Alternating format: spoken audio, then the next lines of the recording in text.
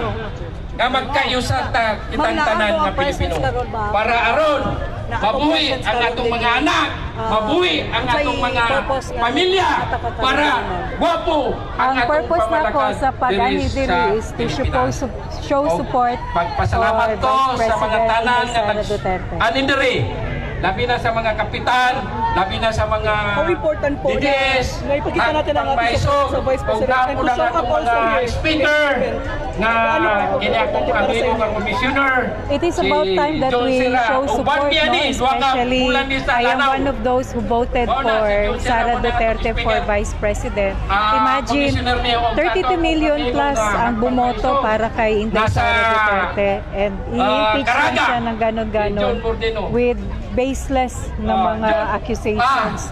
So, it's about time tayong lahat ng mga Pilipino, hindi lang mga taga Davao, hindi lang mga taga Mindanao, John Blanco, to show our support. We have to protect our voice. Kaway ulaw!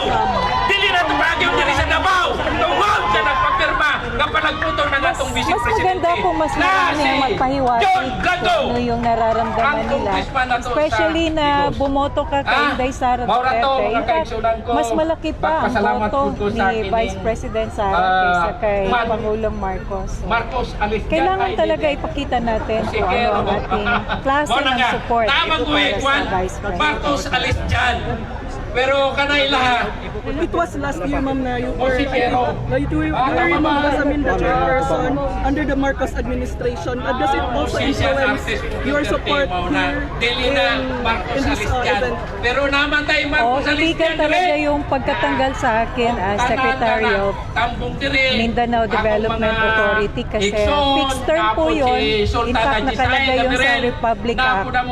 So, sino pa ba ang mas mataas pa sa Republic Act? Wala eh. Batas yan. That is a national law. Pero just the same, they removed me as Secretary.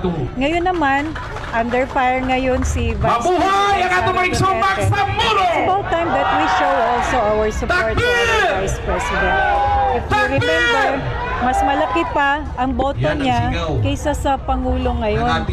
Kung si President Marcos ay may 31 million plus, si Vice President Sara Duterte, meron siyang mahigit 32 million votes.